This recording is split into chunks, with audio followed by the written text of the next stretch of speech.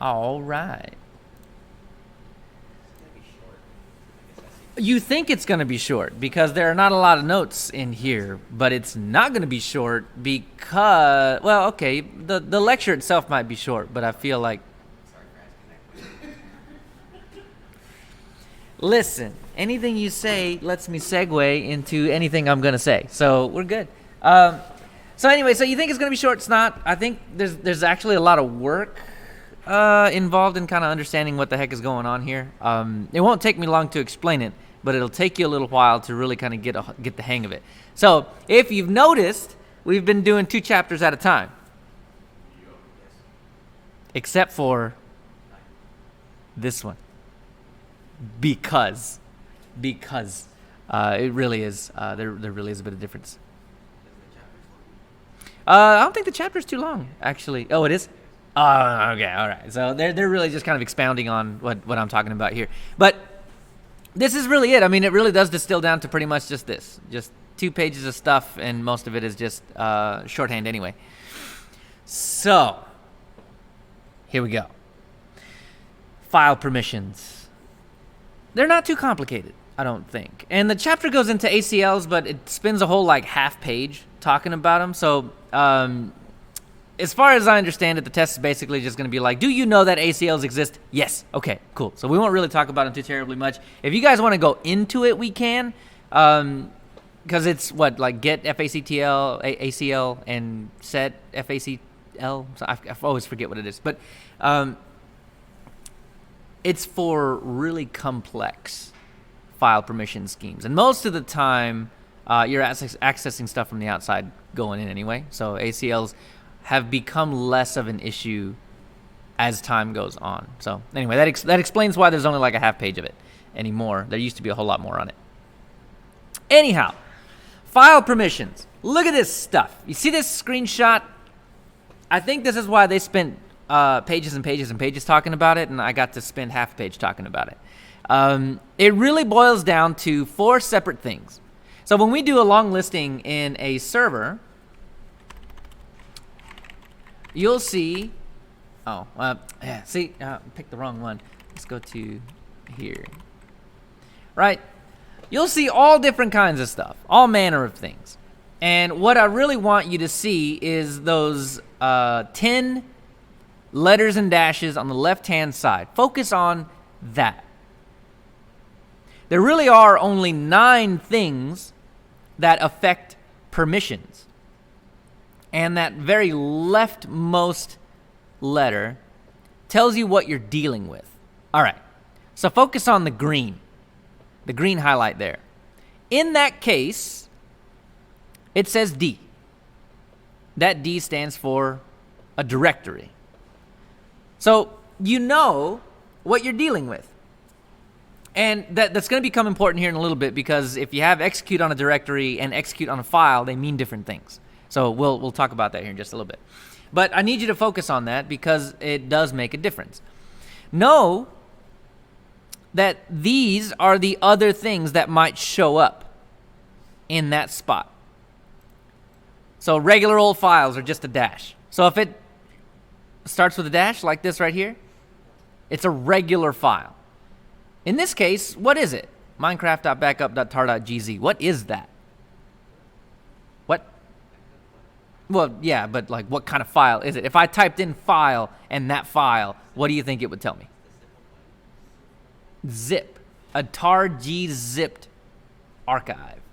So the idea with that is just there can be a ton of different files, a ton of different file types, but regular files meaning it's something. It's got stuff in it. You should run the file command to find out more if you want.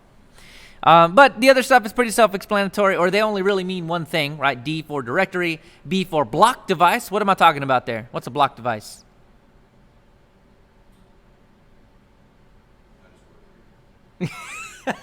That's what most people would say.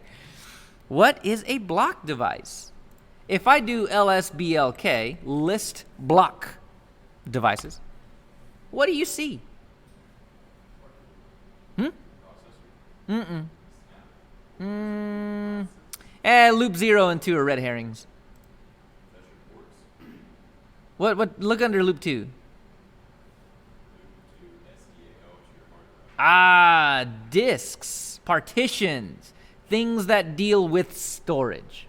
So, if I were to do an lsl dev sda, show me all those things. Look at that. The letter on it. The very first letter. B. Block device.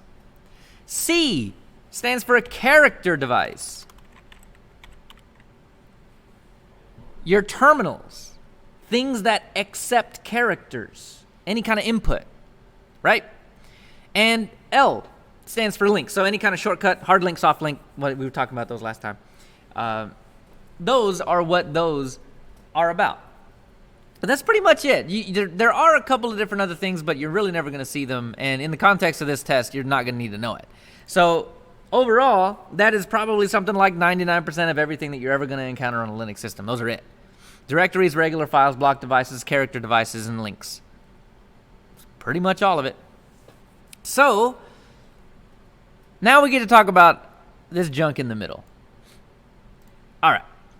So that first character tells us what we're dealing with. The next 9 characters tells us who can access it and how much access they have. Right. So in Windows, when you dig down into the security permissions, you start to see quite a few, right? You see read, you see, what is it, execute? Is it actually execute? I don't remember. And write, and you see, let's just look at one real quick. See what we got on this thing. Oh, it is execute. So read and execute, modify, full control, write, and special permissions. So as far as basic security permissions go, they're pretty similar, right? Here's the deal. RWX. And you get to see that show up 3 different times. So in this first case, look at the very top directory. You see RWX, R-X, R-X.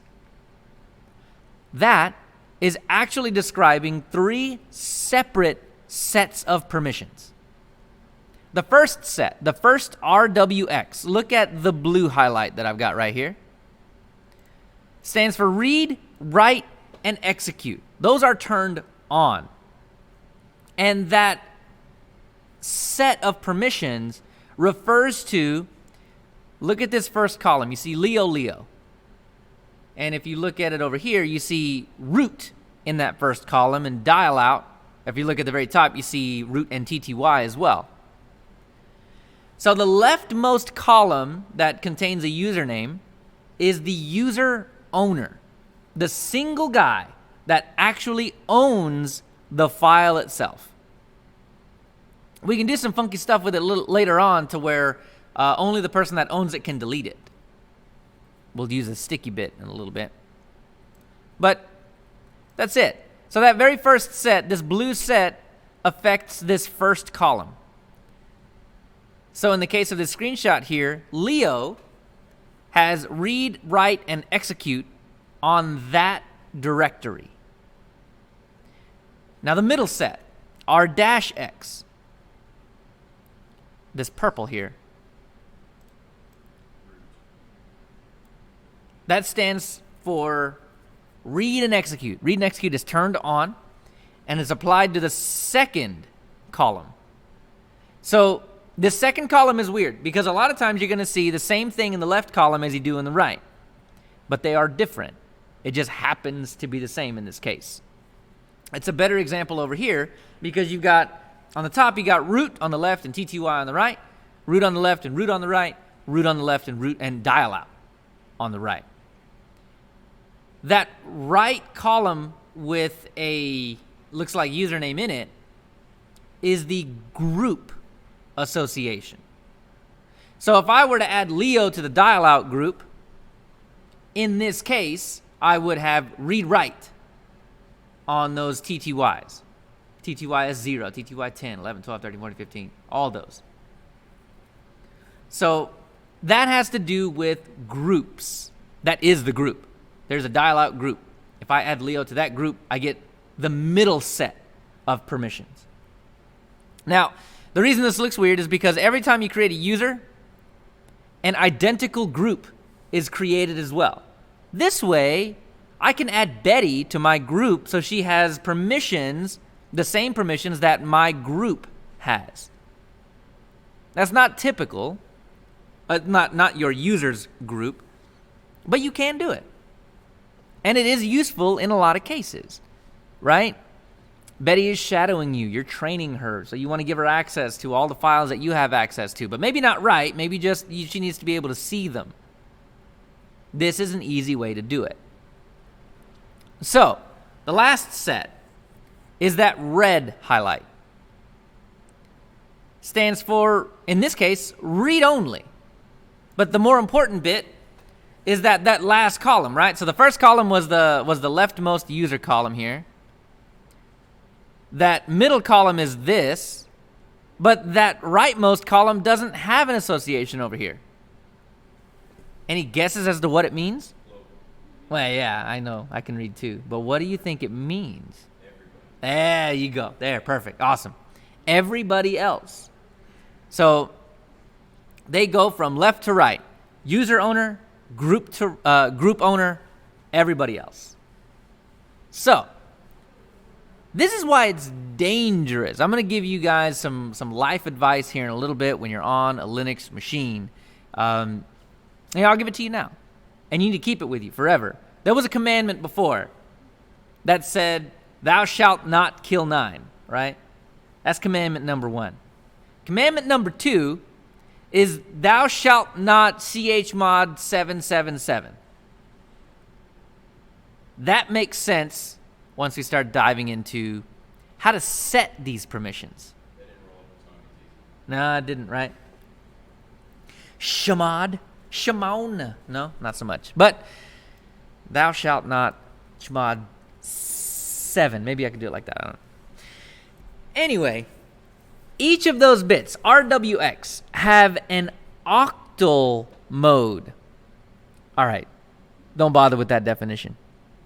That is the true definition, right? Each of those things have an octal mode, which means the amount of bits required in 8-bit notation that it takes to get a specific permission.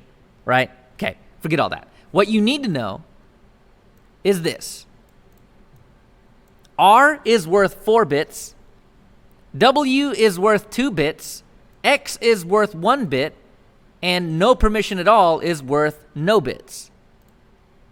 If you put those together, add them up, whichever permissions you want, add them up. When you get to that point, when you get what do you want in the R section? What do you want in the W section? What do you want in the X section? If any of those is 0, then you just don't add that number, right? So if you only wanted read, let's say, and forget user owner, group owner, everybody else, forget that for a minute. If in a specific section I just wanted someone to be able to read, what number would I come out with? 4. Y'all have figured out permissions. That's as hard as it gets, right? The next step is, all right, so let's just work in order from left to right. I want the user owner to have read, so 4. I want the group owner to have nothing, so what would that be? And then I also want 0, and then I also want everybody else to have 0 as well. So those numbers, from left to right, what are they? 400. That's it. That's one of the hardest concepts in Linux to master. That's all you got to know. Those numbers. What they're worth, what the permissions mean underneath that, and then you get something like, the other bit is change mode, right? That's why they're octal modes, change mode. 400. And then whatever file you want to deal with. So let's...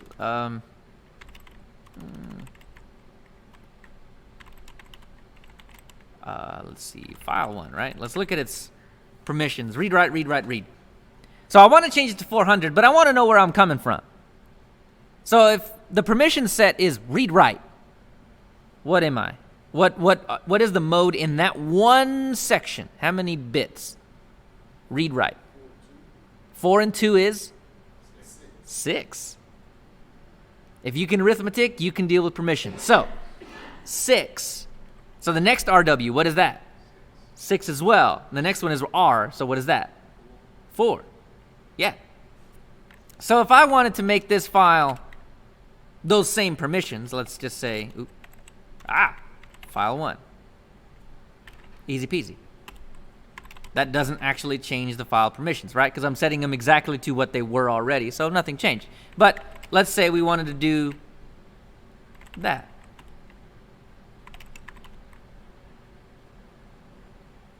That makes sense?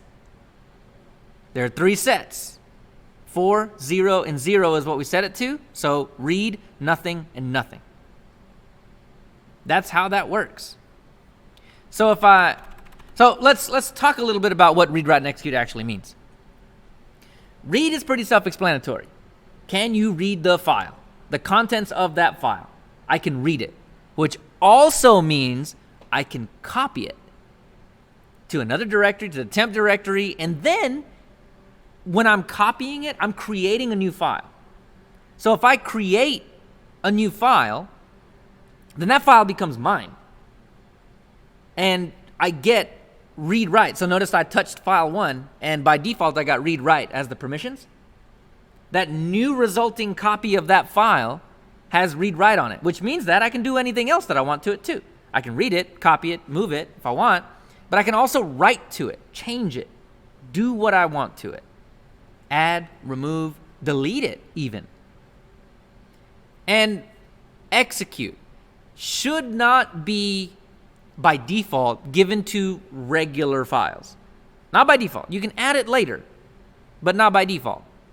Why? What does execute mean? You can delete with write.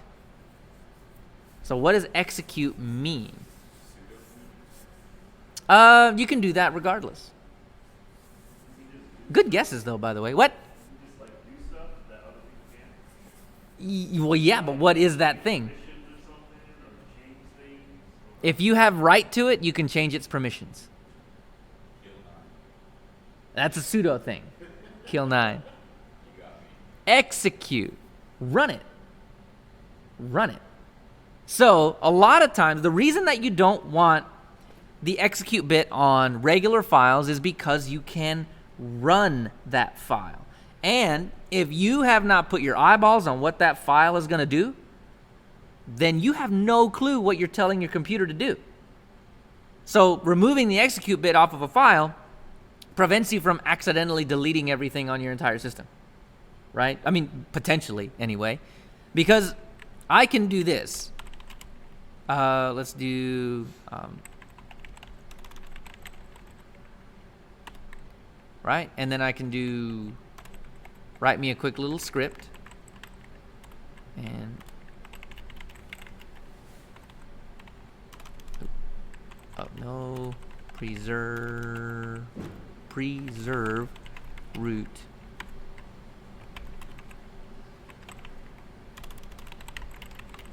Oh, let's do it right. I'll show you the shortcuts in a minute. So then, I almost did it again. All right. So let's have a little test. Pop quiz for no grade at all, other than a thumbs up. Everybody gets a thumbs up if we get this right.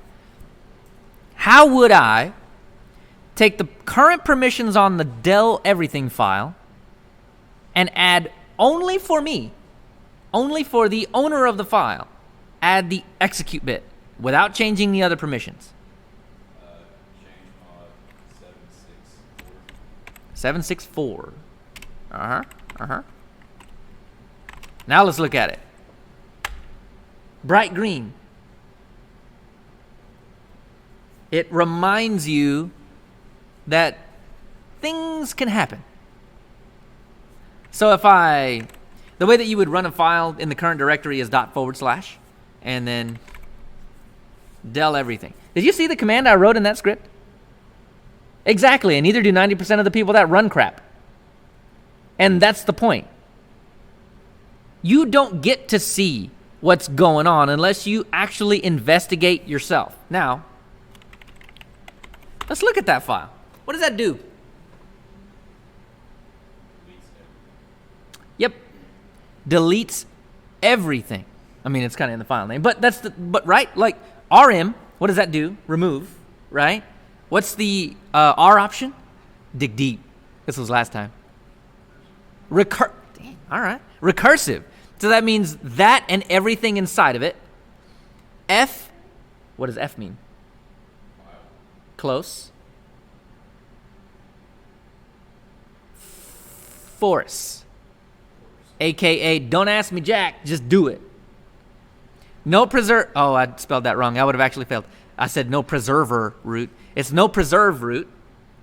So no preserve root means, yeah, I know I'm dealing with the root directory. Don't ask me. And then that / is what do you want me to delete? And everything.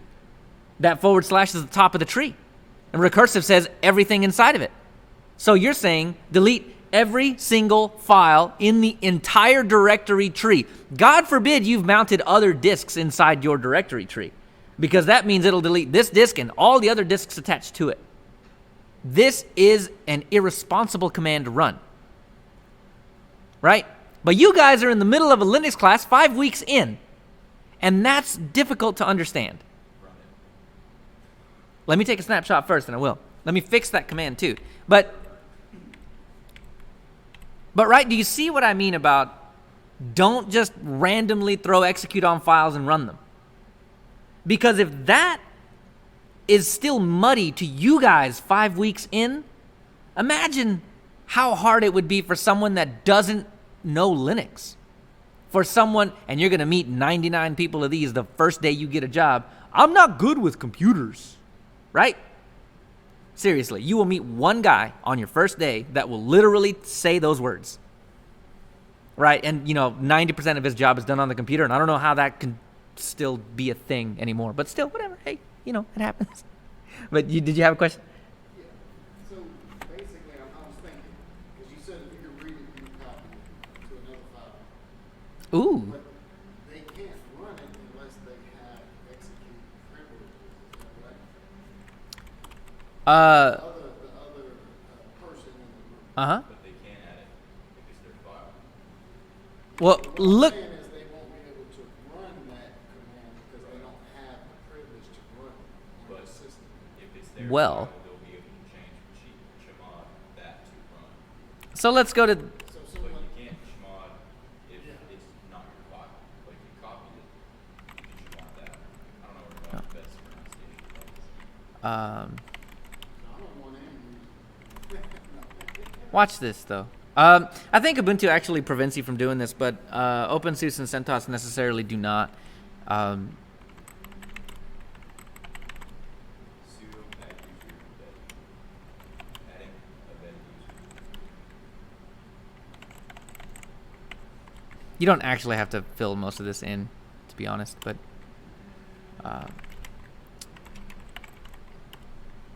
all right, so I'm Betty now, right? All I did was create a new user with add user and then sudo su switch user. So I'm root because I have access to sudo. So I said as root switch user to Betty, and now I'm Betty. So now because I'm in temp, I think Ubuntu prevents you from doing this because of it's got some funky things with home folders, but let's see if it'll work.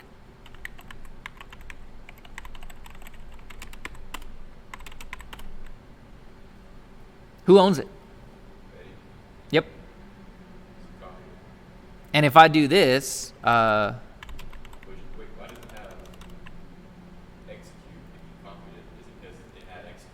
I didn't create the file, so the permissions didn't change. I literally copied it, and that means copy the permissions as well.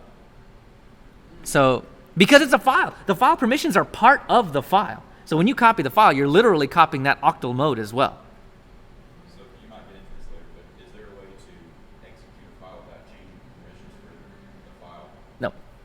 You have to change the permissions for the file and change it back. You don't. Yes. Yep. You can't just say sudo. I mean, you could, but it would just tell you no. Like, and this is what confuses a lot of people. You can actually run, you can try to run files that you know should be executable but don't have the execute bit, and you'll do sudo // and the name of the file, and it'll tell you permission denied. And then you have this existential crisis because you're like, but I did sudo and I'm root, right? But it literally tells you permission denied. So we can do it, not without the execute bit. See, that was my question. There's I guess I didn't word it right. Oh, okay. My question, if you don't give it the execute bit on the original file, can somebody copy it and add it the execute? The answer to that is still yes. So let's do this, right? So rm del everything, right? So that one is gone. Let me get out of being Betty. And okay, all right. So let's use absolute file paths because I need your brains to have some exercise on that. So y'all know where it is, right?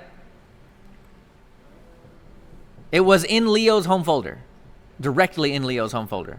Try not to use context clues because the answer is kind of up there. How would I change the mode of that file to just be rwrwr again? Just remove the execute bit. 664. All right, so what's the command to do that? chmod. 664. I'm in the temporary directory, so I need to write the whole thing. /home/leo/del everything, or is it just Yeah. All right. Okay, so okay, so now it doesn't have the execute bit. I'm gonna become Betty again.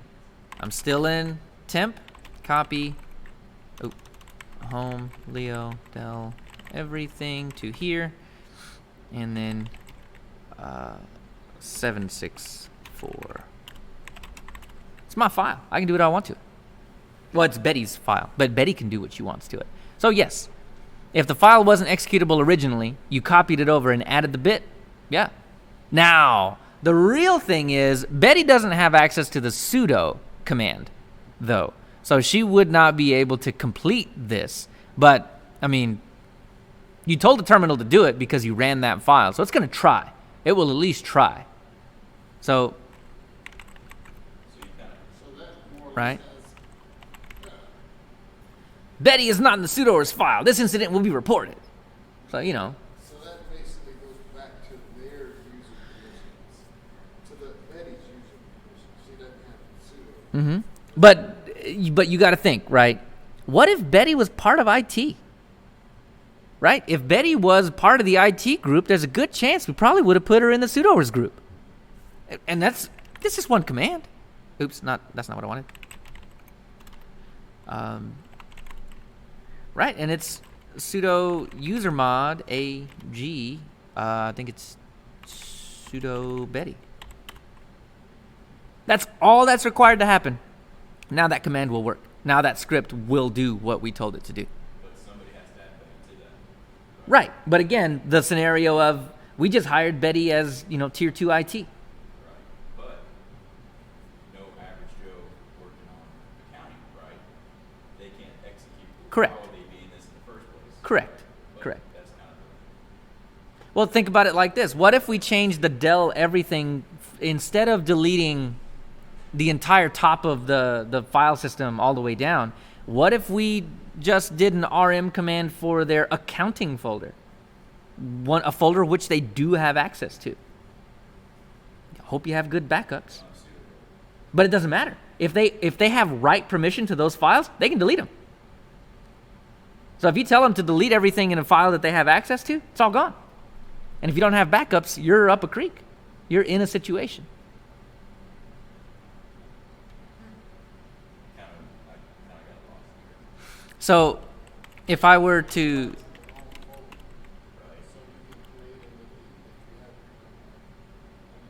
so let's do this, and we'll actually make it super simple. Check this out. So I'm in my home folder, right? I'm going to create, so we'll use the downloads folder. Is there anything in here? How about, let's do, touch, this, that. You like that? Create this, that, and the other. So, all right. So I got all these files in here. Let's say that they're super duper important and they have tons and tons and tons of data in them, right? So let's create ourselves another script. Call it del this, and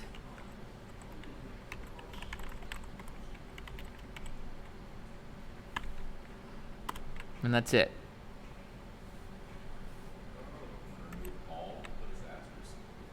Yeah, that's it. Yep.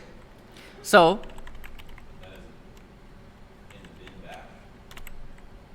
the bin bash is really just a comment, but it does tell the terminal how what kind of shell we expect it to use.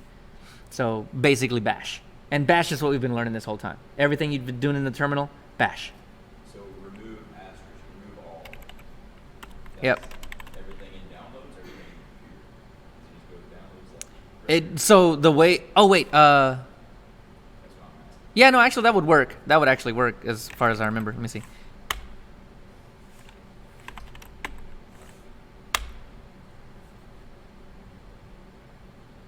So, imagine Betty, part of the accounting group, took that script into the accounting directory with her, ran it, everything's gone. Including the file that did all the scripting in the first place, right? Because that file was added to RAM, or the contents of it, and so, yeah, now it's gone and gone, right? So, it is important that you just not run anything. Right? With caveats, right? Obviously, know what you're running. This is why it is a really, really bad idea. When you get further and further into Linux, you're going to realize that there are things that you don't understand. You probably know that now. But so much so that, like, well, how do I set up a web service that I can serve up a web page and so to everybody, to my company that I'm building or whatever, right? And then you just go in and you run random scripts, or you get random commands off the internet and just run them. This is a lesson that you need to take with you. You better know what that command is doing before you run it. Some scripts are thousands of lines long. There's no way you're going to get through that in time to be able to do everything. But what you need to do then is shift that trust. You can't trust yourself in your own eyes because you didn't read it. So you better trust the person that wrote it. That's the deal. There's trust somewhere, and you better trust who you're trusting. I mean, you can. You just have to trust the author. And if you don't trust that wiki author farther than you can throw them, don't download that script and run it. So, what if you got the script? Can you use like a find? So find like instances that you're looking for that you don't want to run on your computer. grep. Like find. Yep. Find del this. Well, so find will find the file. What you want to do is use grep to look inside the file for keywords like rm. Yes, absolutely. So if I didn't delete that, let's go look at the other one that I have. There's no way to go backwards. Nope, because last week we were talking about it. RM does not do trash can, does not do recycle bin. It does what you told it to do. So back to that, just so I can get, so if you're not sudo, you can't run that in the first place, right? You have to be in the sudo group to run that. In the del everything file, but in the del this file that we created earlier, you didn't need sudo for that because I owned the files in that folder and that folder as well. But you were a sudo. Mm-mm. No, it's Nope. like if you create another user, but you don't give them sudo access, so they can't do sudo. They can create a folder and they can delete everything in that folder. They can't go to your stuff Right. because they don't have sudo. But that folder was a global folder that everybody had access to. That's where the problem was. The question really, Personal folder. right. What to do, but if it was the accounting folder, right? The question really boils down to, do you have write permission or not? And if Why would you give anybody with that folder access, anybody with that folder access rights, abilities? what if you needed to add something to a file in that folder? Is there a way to make it to where that right ability does not have the ability to delete everything? Good question. And that's called the sticky bit. We'll talk about that in a minute. So yes, there is an answer to your question. Sticky bit, give me about 5 minutes. We'll talk about that. I know. But I love to build things up like this because you have to ask those questions. And right? And then you run into these situations where it's like, if you're not asking the right questions, if you're not thinking about this more than just, well, that wiki told me to do it, then you're not going to understand why the sticky bit is important and why you need to set it, how to set it. Those questions just don't come up. So anyway, let's shift my tinfoil hat a little bit, and then we'll dig down some more. So now that you know about permissions, why they're important, and how they can totally screw you.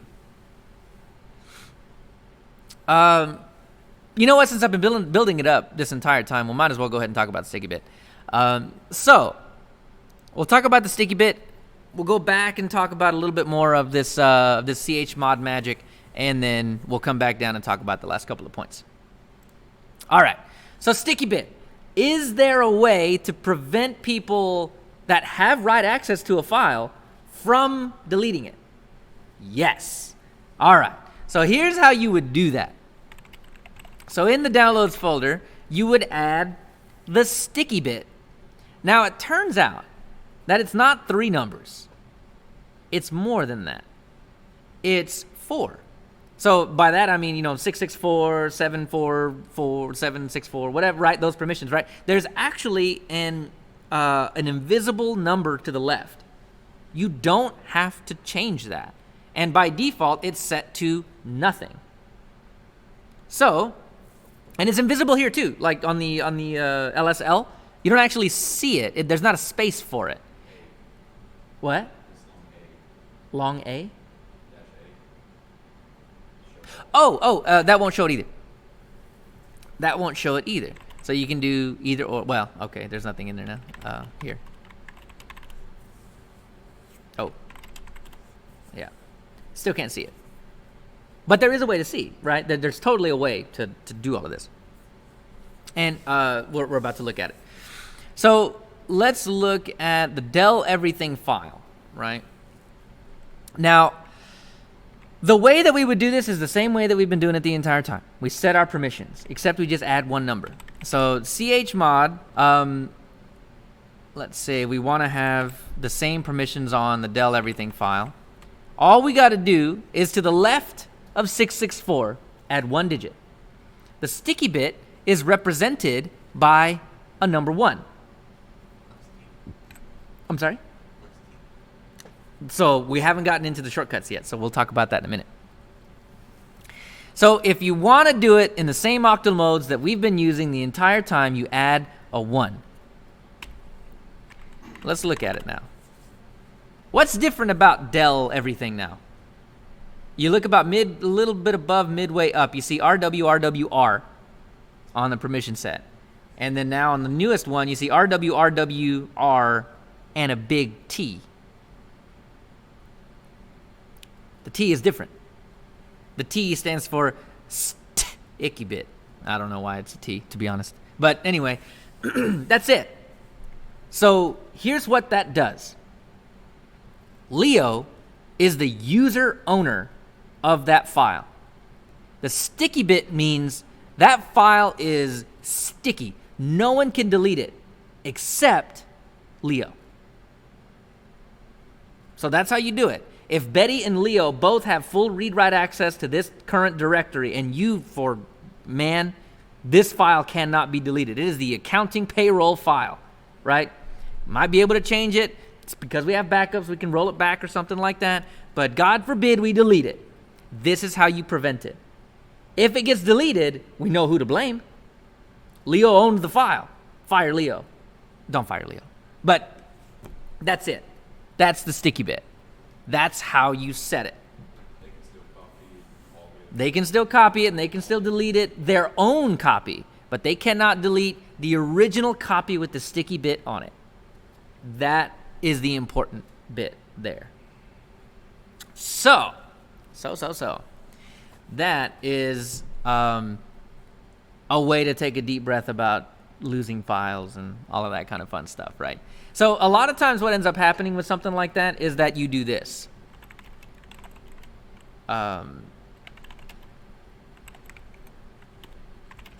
you do that. Now who owns that file? Root. So only root can delete it. Now, root could have deleted it anyway, because root is root and root don't care. But by removing it from Leo, we also remove the accident, the ability for Leo to create an accident by RMing the wrong file. Because if Leo did RM star, because he wanted to clear out that directory but didn't know the impact of what that really meant, at least Leo can't accidentally delete every file in there, or at least the one file that we added the sticky bit to, or any file that we added the sticky bit to. That's the beauty of the sticky bit. It makes that file sticky. Can't get rid of it. Okay. So because I played that up, I wanted to talk about that. So let's go back a little bit, and we'll talk a little bit more about how to shortcut a lot of this. Okay. So let's say when you say you hate math, you really mean it.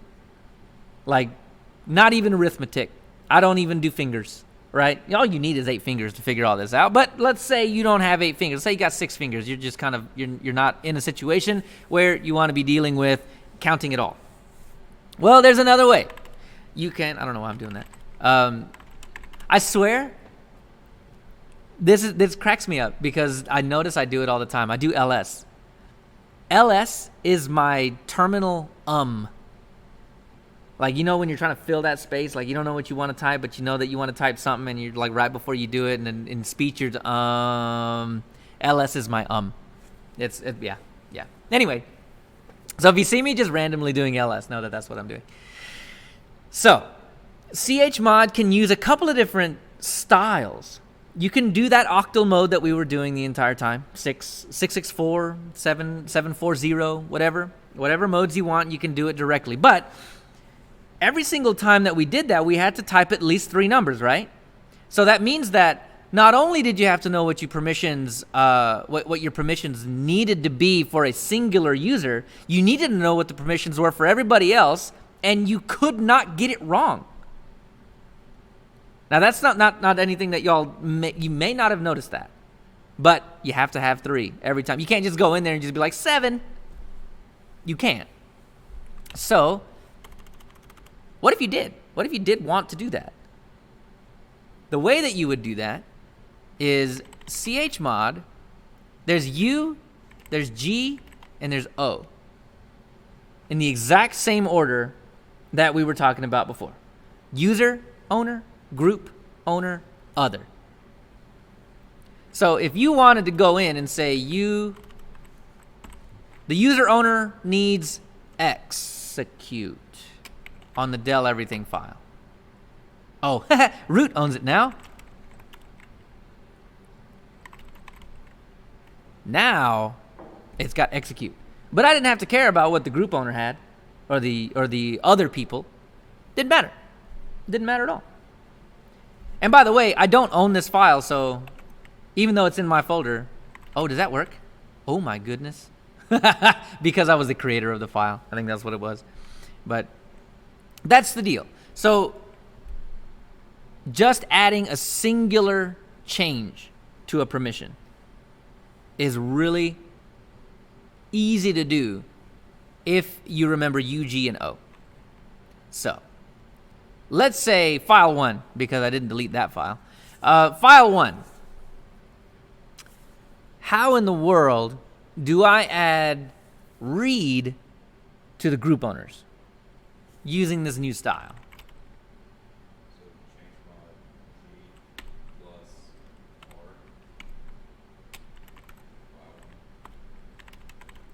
Did it work? Yes. Yep. What if I wanted to add... Ooh, how about this? Watch this. I know, right? I broke a commandment. Look at what the permissions are now. Why is that dangerous? Why is that more dangerous than just adding the execute bit to the user owner? Everybody can execute that. Everybody. Everybody on the system can now do this. So if you have sudo permissions and you just happen to know that this file exists and there's some really destructive commands in this script, you're in for a world of hurt. Anybody can run it. The deeper reason why is, like, if you're running a web server or something like that, where people, anonymous people that aren't even logged into the system, have access to your server, they're included in other. Anonymous, non-logins, just people that are touching files, that are downloading files from you. They are included in that. And that means that they have write access to this too, which means that they can change files on your server without ever having logged in. So it is dangerous for the obvious point, but it's dangerous for way more than that too. So anyhow, let's say that I wanted to, we've been doing U or U and G plus to add things. How would we remove? Minus. So let's say that I wanted to remove all permissions from other.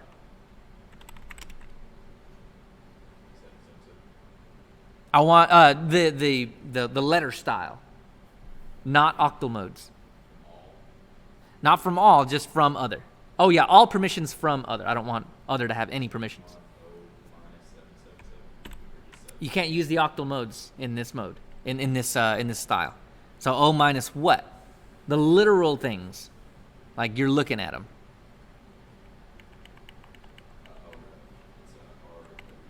Yep. Ta-da!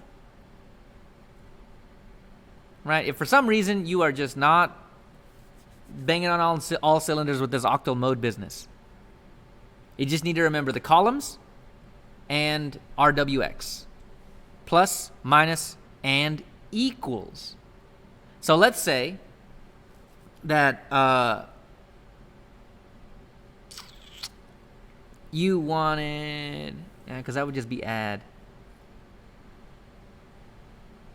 Yeah. So let's say we wanted to change the group permissions to just be, well, I guess you could do this two different ways. You can use the minus or you can use the equals. So let's make group owners of file 1 only be able to read. Chmod, I'll give you that much. So we're dealing with the group. What?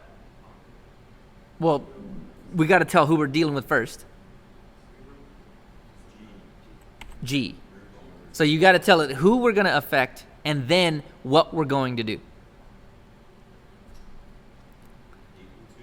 Uh-huh. Just read. Yep. And that would do it. Yep. Yep. Anything that comes after the equals, that is exactly what it's going to be. If you did minus, so in that same scenario, we could have done change mode G minus WX. We would have removed off the write and execute permissions from that file. That would have worked as well. I always figured this one's the easy one, but your face says not. Because the reason I think it's easier is because it's literal. Well, yeah, but I mean, you're doing everything at one time, so as I'm trying to digest the first part. Yeah, I see. Well, that's why that book is how many pages? 30, 40 pages, whatever, right? Because what's on half a page here, there's a lot to be said about it. That look was like, I'm going to have to go home and digest Okay. Well, to be honest with you, both work just as well as the other. So whichever one makes more sense to you at this moment, chew on those. Chew on that. And then if you want, you can always go back and learn the other style, but you only really need to know one. So these are just two ways to skin this same exact cat in the same exact way. All right. So those are pretty useful, especially if you forget what number's what. Early on when you're learning your octal modes, it's really hard to remember sometimes. So I get that, and this is a literal way to do it. So whichever one floats your boat, learn that one. Remember that one. So I ran the change owner, I call it chown all the time, the chown command earlier. And that does the same thing permission-wise, but it doesn't deal directly with the permissions, right? No read, write, execute is involved here. What we're doing is we're changing that leftmost user column. So those files I've got listed here, let's do this. So these files here, who is the user owner of both of these files? Right. So if I wanted to change it from Leo to something else, Leo space. Okay. So the way that this comes together is change owner, what owner you want to change it to, Sudo change owner file. Or is that after? the other way. Change owner Leo space. Yes. So if I wanted to change that file to be owned by Leo, I would do it like that. But I already own it, so that wouldn't do much. Maybe I wanted to do It's like move. that. It's just like move. Right. Yeah. Yeah. So who do you want to own the file, and what file are you talking about? Those are the two things that you need to know when you're doing change owner. So now that you change ownership from Leo to Betty, Leo can't in the same terminal change owner from Betty to Leo back. I think you're right, because I don't have right to that file. Yeah. Transfer it, right? Let's just find out. If I would probably need root in this case, so yeah, not permitted. So we have to sudo it. I could do that, and that would change it back. Yeah, so I had to basically ask permission from root to do this. Okay, but that's only because you're the actual you made the file in the beginning. Does that have anything to do with it? And with that sticky bit it does, but not here, not in this case. The only reason I couldn't do it before was because Betty owned it, so that was the literal block that was stopping me from doing that. So, here,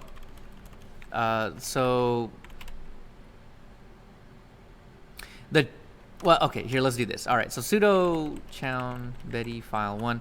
If I wanted to change the group owner to Betty as well, you do grp, change group, and the same thing, file 1.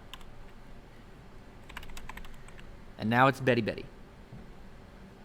you had more than one person in the Leo group, would it still be Leo? Mm-hmm. You see it? Yep, because the group is literally just that. The group name doesn't change depending on who's in it. Just like the pseudo group that I added Betty to earlier, still named pseudo. That doesn't change at all. You can't change the group name from Leo to accounting. No. You would have to create a new group called accounting and then add people to it. Yeah, changing the name of a current group breaks things. Because that file, Betty, let's say I renamed Betty's group to Betty 2. Now those files are orphaned to the group. No one group owns that file now because there is no Betty group anymore. But yet the file, remember, because those permissions are literally written in the file, the group owner of Betty is still there. It did not change. Linux doesn't go up around the system and like, oh, Betty doesn't exist anymore. It's Betty 2 now. Let me go fix all these other things. It doesn't do that. So it assumes you know what you're doing, even though a lot of times none of us do. So the other little shorthand that we want to do, chown is a little bit more powerful than change group, just simply because you can also change group with chown. All right, let me show you what I mean by that. So you can change both the user owner and group owner at the same time using change owner. So Leo : Leo file 1. So notice it's Betty now. Now it's Leo.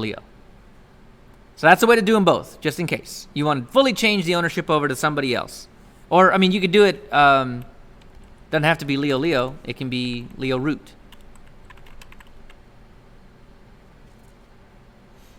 And we can also do root Betty.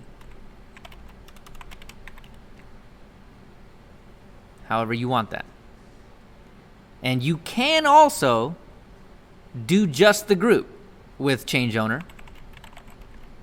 Same way, you just don't affect the user owner here and just say root. You can't change the owner of other, right? There's no other. Yeah, there is no, it is other. Other is it. So there's no changing of that. All right, so we talked about the sticky bit. There is a letter for that as well, and that's T. So there is no U or O or whatever for T. It just is. It just is an individual bit. Remember, it's on that it's in that first column before the 3 octal modes.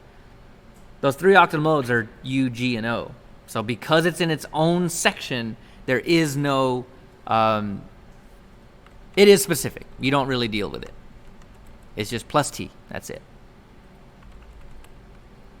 All right. So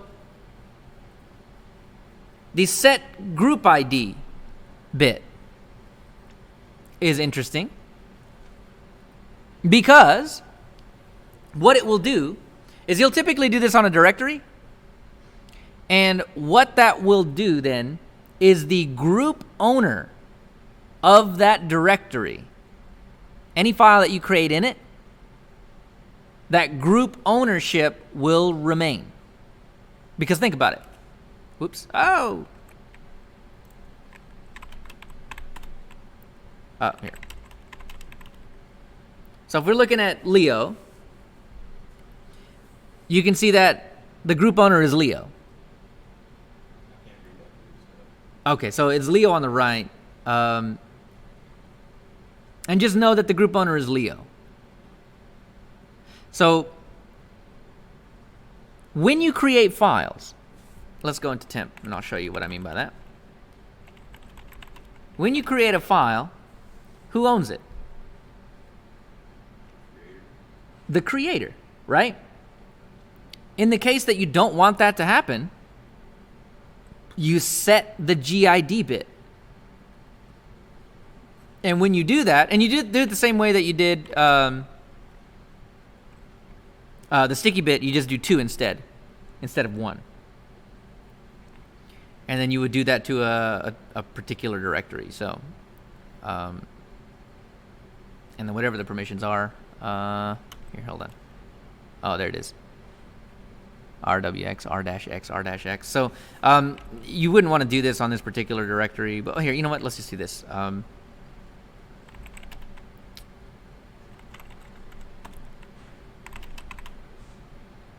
So it's that third thing down if you can't read it very well. Stuff. So it's read, write, execute, read dash execute.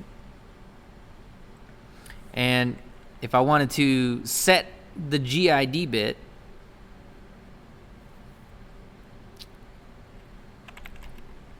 oh, actually I wouldn't have to do that because I own it. So chmod 2775 on stuff. It's hard to see. Look in the group column where execute should be. What's there? There's something. Third one down. It says total 16, file, D. Look at the group ownership. RW what? It's kind of hard to see. I mean, not hard to see. It's just that it's hard for me to get your eyes on it because I don't have a mouse. So look at the list of the files. The first directory that you see, D. You see that? Okay, yeah. And then it's RWX, RW what? S. Do you see that? S. That's how you know that, well, The owner's now sudo. it's set. The S stands for set. The reason that you know that it's the GID bit is because it's in the group section. So set group ID bit. So again, what that really means is that your any new file, in the directory is going to be owned by the group person, the group, instead of the person that created it. So if Betty is in the Leo group and Betty make a file, Yeah, so let's see. it becomes Leo's file. What?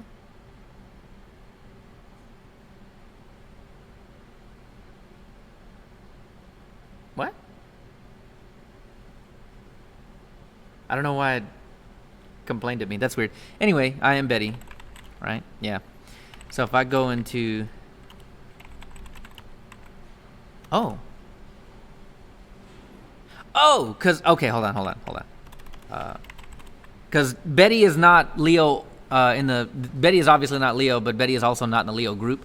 So the permissions on that is R-X. So I don't actually have write permission in there. So what I want to do is O plus W on stuff. Okay.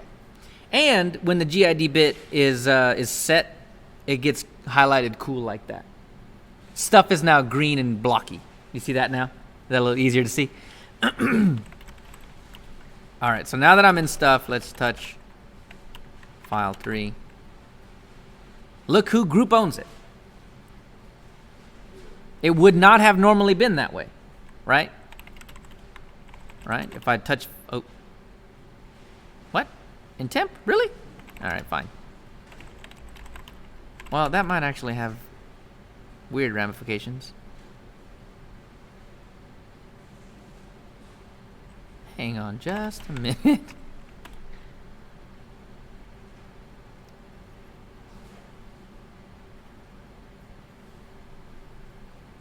I think something happened with sudo earlier.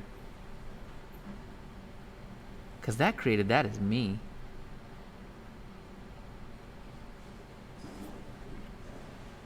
How weird is that? I think I've broken some. Oops, that's not what I wanted to do.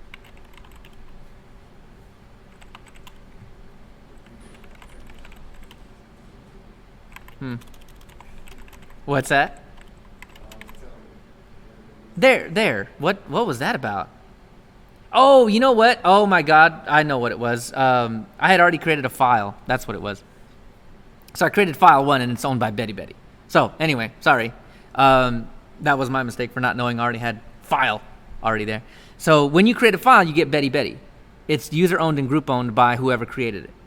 So when you set that GID bit, like we did in stuff, Betty created it, but Leo group owns it. That way, you can set, if you give the group ownership to accounting, the directory to accounting, and then people in the accounting group go in and create files, other people in the accounting group will have the group ownership permissions on that. Right. So you can have the folder itself be owned by root, but group owned by accounting. I think I've had experience with that because at my school we had files. We used to put files on computers, and if you had your own little place, you could delete files in that place, put it on the C drive, and you created that file, you could not delete it. Yeah. That's rad. Yep.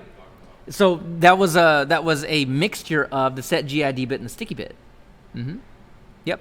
So that begs the question then. How would you set the sticky bit and the group ID bit at the same time? You don't get the opportunity to use the letters. You have to use the octal mode. But you do it the same way that you did the other thing. If a sticky bit is worth 1 and a group ID bit is worth 2, 3.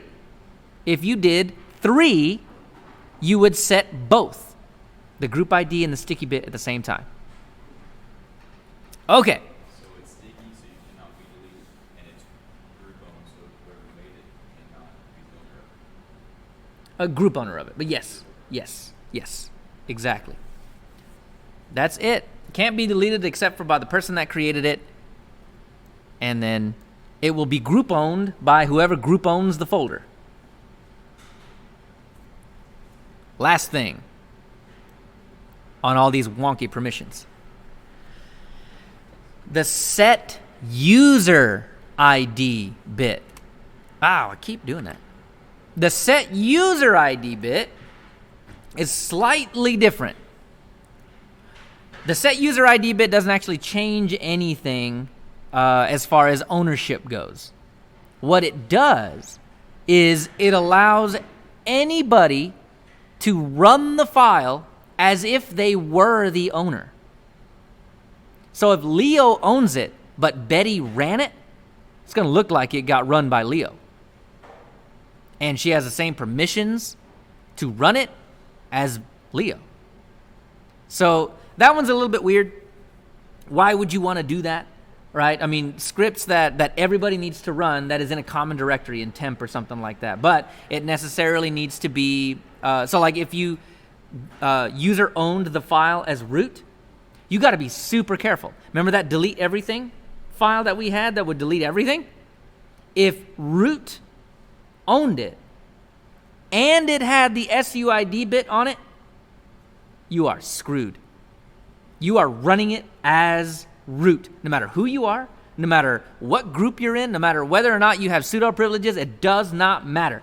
If you turn on the SUID bit and it is owned by root, by God, it's going to be root running it. So you have to be very careful with setting the set user ID bit on any particular file. So unless you know why you are turning the SUID bit on, leave it off. Leave it off because you will end up in trouble.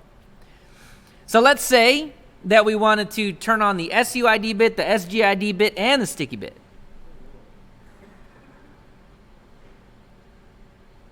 One, two, and four. 7. So if we wanted to do all the sins at once, right? Thou shalt not SUID. That's number 3. Thou shalt not SUID unless you know why. So yeah, 4 7s. Do all the sins all at once. 7, 7, 7, 7. So chmod 7777. And then kill -9 that chmod because don't run that command. Don't do that at all. So 2 equals make a right. Can't argue with that. Yep. So that is how you would do those things. It is very rare that you're going to be adding the sticky bit to the SGID bit, to the SUID bit, or anything like that. I mean, we're talking once in a blue moon would you ever do something like that. But just know that you can if you need to. And if you come back to these notes, these dashes are just wildcards. I don't know what the permissions are on whatever file it is that you're trying to run. Just know that, if it's 664, you need to put 664 in there, 1664, for it to actually work. If you try to put dashes in there, it's like, I don't know what you're talking about, man. So, nope, I won't run it. So know that those dashes aren't actually what you would type.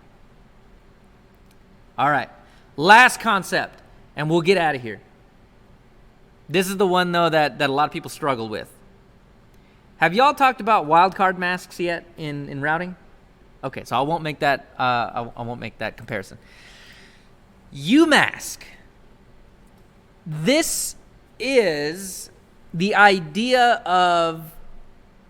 Well, think about it, right? We created files and it had permissions on it. How did the system know what permissions to apply to it? What? I didn't. Did you? When you create a file on your VM, because I know for a fact that you did not edit the default permissions on a file. When you go create one, it's RWRWR. It's the default. How do you know where that came from? The UMask. This. So you can change the way that default files are created. And it tells me 0002. What does that even mean? How do we write for execute for user Uh, or group? Is that what that means? that is. Say that one more time. 0, so there's no GUID with it. Right? Oh, correct. Well, in the UMask as well, I even write that down. You never play with that very first number, that fourth, the very first number in that line of 4. Never play with it. So it's always going to be 0. So whenever you type UMask whatever, always starts with 0, 100% every time. 0 for user, Uh-huh. 0 for group, Uh-huh. and 2 for other. Right. So what does that translate to? And turns out, we'll do file 2, right? It translates to, and I mean all the other files are this way as well, RWRWR. How does it do that? Because those numbers don't match up even to the opposite of the other, any of this stuff, right? Because if it's RWRWR, that means it's 664, and we know that those numbers can go up to 7. It doesn't work. Okay.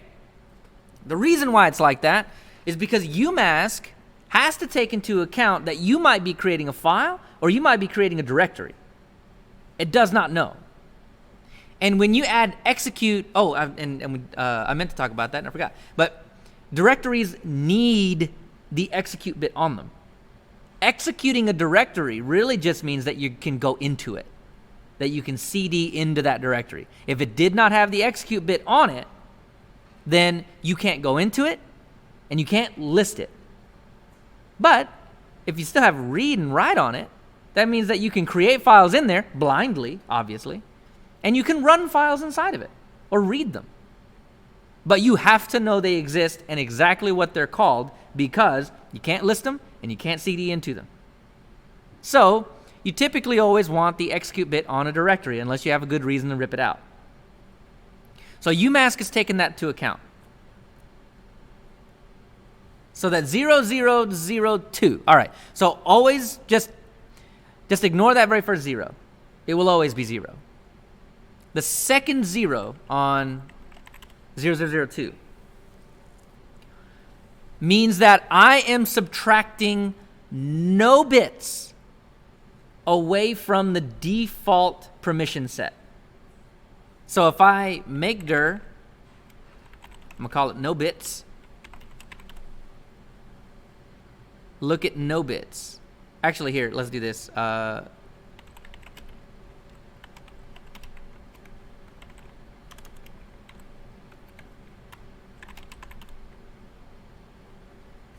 need to add the sticky.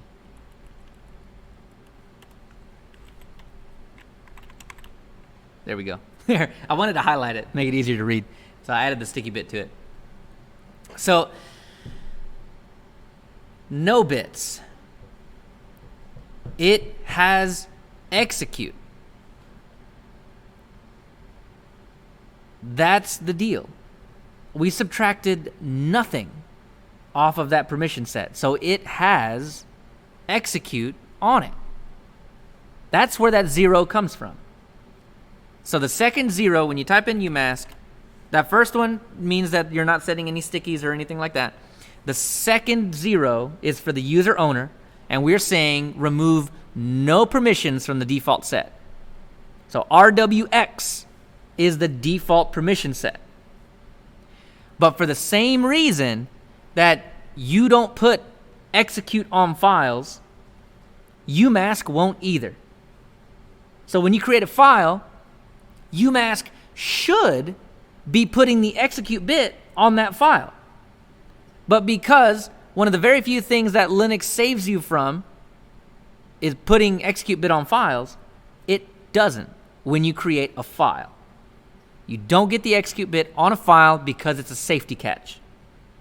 You should, according to UMask, you should be getting execute on that file. But Linux doesn't want you to have that. It wants you to make the decision to add it if you want it. So if you look at file 1, file 2, notice no execute bit. It should have it. UMask said it should, but the system doesn't give it to you.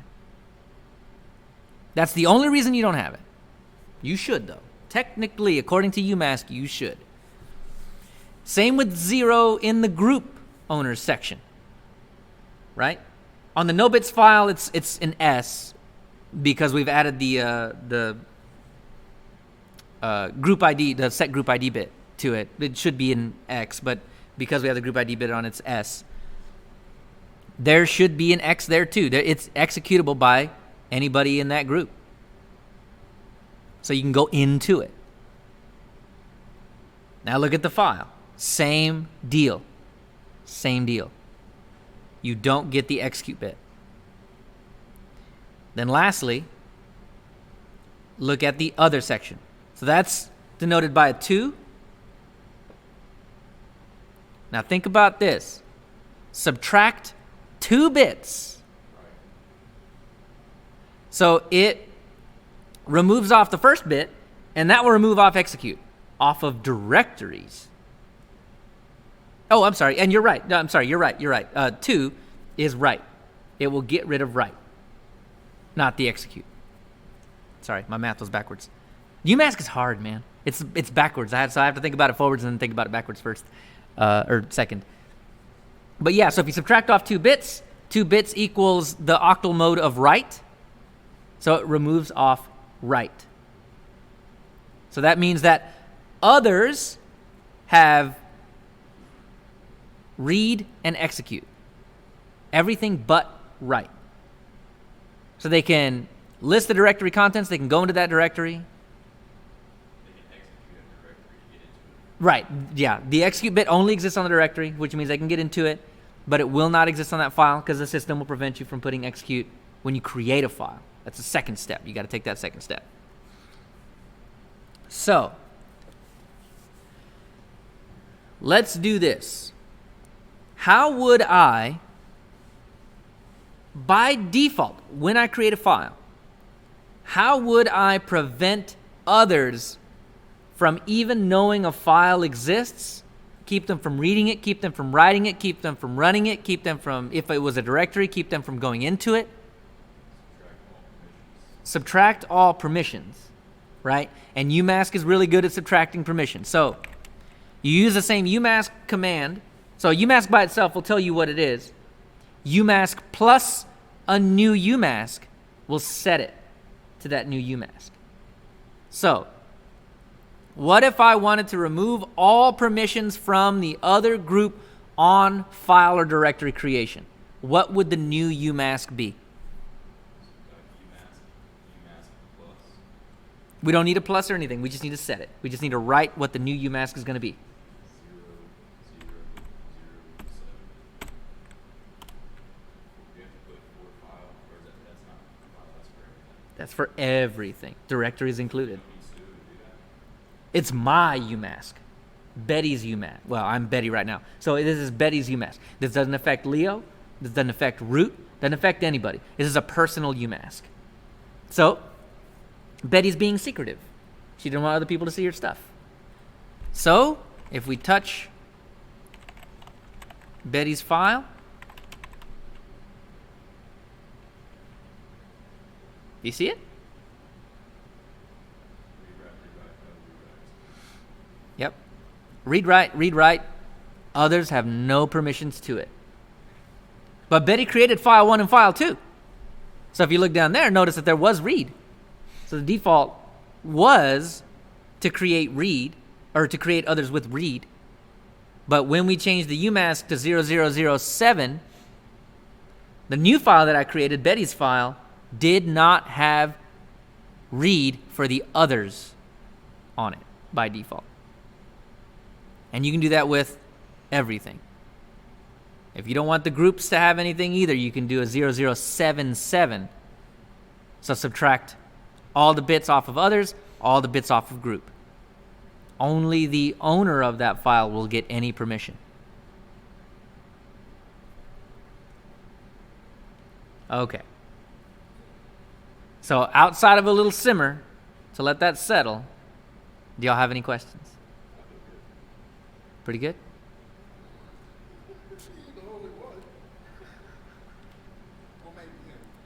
But as with everything, takes practice. Go by the way, after a log out and log back in, your UMask gets reset back to 0002. We'll worry about that a little bit later. But yes, in the startup script, you can add UMask sets. as well, if you'd like. Yep. Remember we were talking about the Etsy profile D, home, what was it? Oh, home.bashrc and home.profile. You can add your UMask set into there, and that will set it for you. Every time you log in, it'll have it set for you. If you want it globally, it's in the Etsy profile. So every time Betty logs in without doing all the other stuff, she would have to, like if she got to bring it to, because you said the UMax resets itself, she would have to reset it, or is that just for, because I was under the impression Yeah. that she sets her UMass, it will apply all the time. Well, it'll apply all the time for the current session. Until she logs out, that UMask will stay. When she logs out and then logs back in, the UMask is reset to the default value. Now, if you wanted it to be permanent, saying I was trying to avoid it, but you asked. That's two questions now. I understand the permanent, Yeah. but I was just saying, Yeah. so that UMass is just a temporary, it's like, it's not set. Yeah, unless you take the extra step to go in and set it every time you log in by creating a script and putting it in Etsy profile D or something or whatever, it will reset every time. Pretty much, yeah. Yeah, setting UMask individually right here is like shift. And then setting it in your profile is like caps lock. It's always there. So what I'm trying to figure out is, okay, she did that today, right? Mm-hmm. And it only set those permissions for those users on the file she created, like all the rooms basically. Whatever. So tomorrow she comes in and she creates something, it won't have the UMass. Assuming she logged out. Yeah. Yes. If she logged out, then correct. It will have the original default permission set on it again. That's what I was trying Yes. to understand. Yes. Yeah. You can make that change permanent, but not by default. If you log out, it's back to normal. Okay. Fully, like, to the brim? Yeah. Okay. All right. We'll quit here. I mean, I understand what you're saying about making it permanent. Yeah. But basically put it into your settings that load and startup for permanent. Correct. That's another monster. Yeah, exactly. But it's just that one command. So, I mean, you could literally write that one-liner, and it would be that easy. And I say easy, but, you know.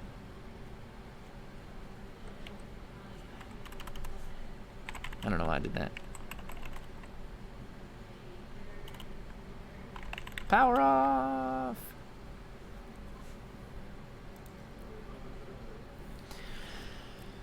All right. See, he just thought it was going to be short. We took up the whole time.